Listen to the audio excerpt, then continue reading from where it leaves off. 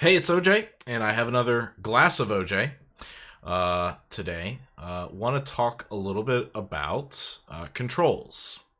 I see a lot of tools and a lot of things being used out there in InfoSec, in companies, and in people's environments. And it seems to just be a big arms race to build up as many tools as possible, or someone comes in and says, oh, we need to get this new tool put in place. And of course, as we all know, there's the compliance checkbox where we just wanted to check the compliance box. So we bought this tool and there it sits in the rack with the lights blinking. So we check the compliance box. Meanwhile, if you actually do get audited and you have decent auditors, they're going to ask for reporting out of that box, and you're going to be caught with your pants down when you implemented a $500,000 solution that you then are not supporting, nor have you put in properly, and the logs are you end up getting a lot of findings. So basically, to kind of work with that is to remind us that there are three things that I think personally go into properly having a control, which is to be able to manage, operationalize, and audit that tool for the entirety of its life cycle. That includes having a bit of a plan for how you're going to decommission it, planning for how you're going to get rid of that tool, because at some point you might get rid of that tool. Either the manufacturer no longer does a really good job, their engineering had a huge brain drain, they went to some other company that you like, or it could be simply that, hey, times have moved on, we need to move to these control sets, and these control sets that we purchased a while back, they don't make sense anymore. So what do I mean by managing? So by managing, I mean that you are able to keep it up to date, that you are able to keep, if it's like an IPS or if it's some kind of firewall, NGFW, an endpoint suite of some kind, you're keeping definitions and protections up to date. In addition to the software agents, you're keeping that all up to date so that you can, you can stay protected. Not only this, but you're keeping the vulnerabilities. There's always vulnerability patches coming out. You want to make sure you're kept up to date on that. There's been several times where I, as a consultant, have gone into companies and their firewall is 5 years behind or 6 years behind or whatever. And it's like, do you realize how many RCE vulnerabilities you are open to right now? Not only that, but it's script kiddie easy to use. So it's very trivial for someone to get in and bypass this control altogether. And especially if you're relying on that control to actually catch the bad stuff, you'll never notice it came in. So managing it is very important. Looking at it periodically, whether for your organization that makes sense on a weekly basis, on a daily basis, continuous basis. Definitely don't go without a month without looking at your tools, getting some kind of report from them. Make sure you make those reports actionable. Maybe seeing every single cross-site scripting attempt on your WAF, maybe that's not something you're interested in because you don't really necessarily have a lot of actionable, efforts there. You may have thousands upon thousands of alerts you're going to start seeing in that report, and you're going to go, okay, which one's the bad guy? Like, which one's the one that's really, giving us trouble? So you've got a problem there that you have to solve. So make the reports actionable so that you can really see what's going on, and then take a corrective action. So that's part of managing really well. Also, from a management perspective, reevaluating whether the tool is needed anymore, or if the policy that the tool is running is appropriate anymore. Your controls, you may have controls or even policies within those controls that don't make sense for what you're doing anymore. And you may need to actually change those controls and tweak them. So this big protection that you put in that was CPU intensive on your appliance for this super amazingly impactful vulnerability, maybe you don't need that anymore a year later because everybody's patched, we've moved on, and we can actually gain some CPU resources back. Being able to do that's very important, but that kind of brings me to my next statement about operationalizing. So operationalizing is having established workflows wherein you're going to interact with this tool probably on a daily basis. Sorry, readjusting myself there.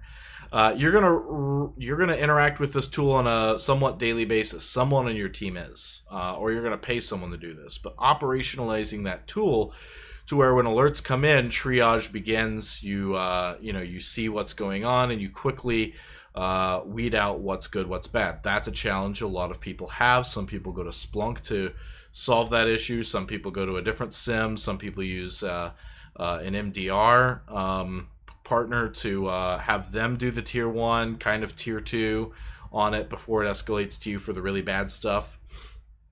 So you need to be able to have operationalization. You also need to have automation in there. Automation can help a lot from the standpoint of informing other tools as to what's going on in your environment. So if your endpoint just picked up something the IPS missed, maybe it's because the IPS couldn't see encrypted traffic, right?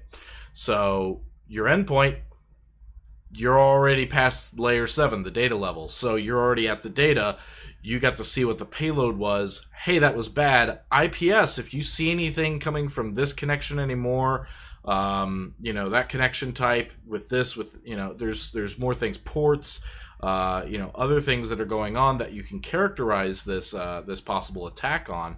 Now the IPS or the firewall or someone is, some other tool is looking at this and saying, aha, this is basically now some internal threat intelligence for what's going on, and I'm going to make sure I block that. That saves a lot of time and heartache on your engineers and your security operations people who are trying to go through and find these alerts and stop these things. And it moves that back to the perimeter, that attack back to the perimeter. Though we initially detected this and blocked it inside, we're now stopping it at the perimeter.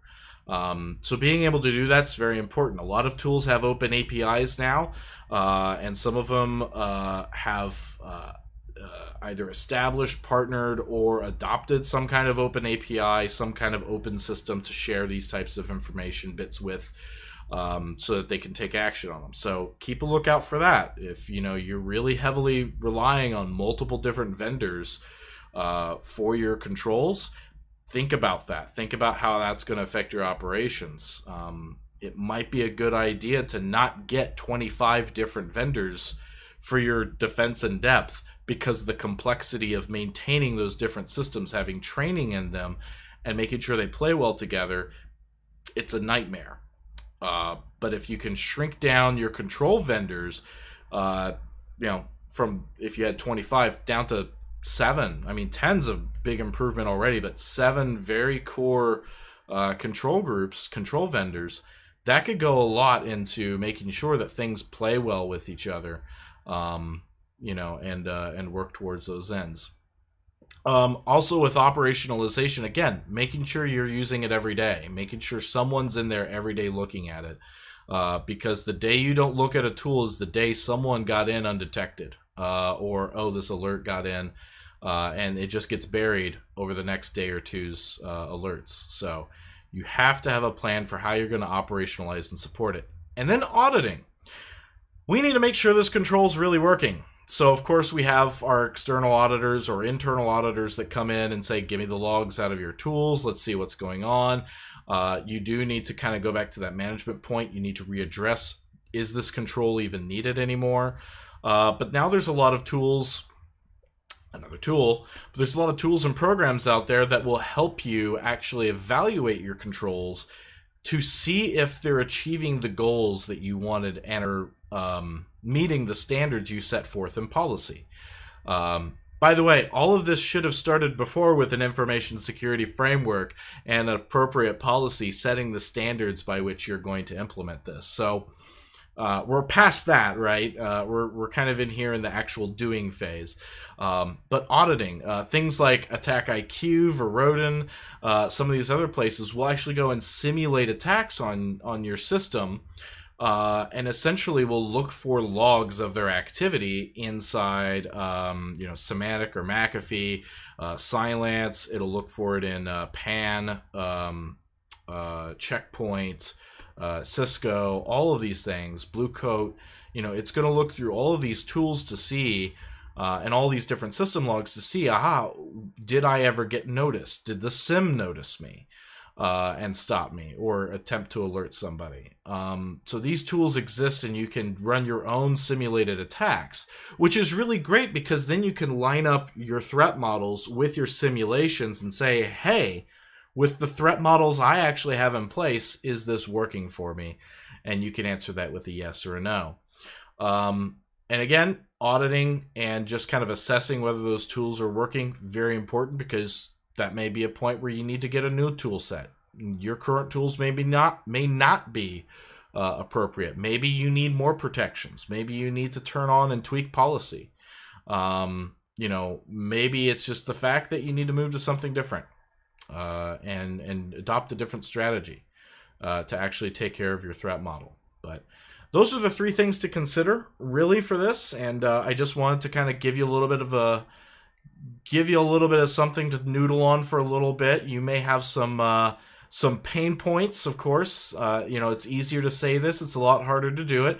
You may have specific pain points in mind. You may have interesting stories to talk about, a time when you implemented a tool and didn't go so well, or it went well and then it went horribly wrong because of one of these three things. Or maybe I've left out something completely different that is so important and I've just not seen it. Totally possible. Drop me a line in the comments. Hit me up on social media at 0ddj0bb, or just reply back to fail along with me on Twitter. Otherwise, hit me up on social media. And let's keep drinking the OJ, and let's keep having good breakfast together in information security.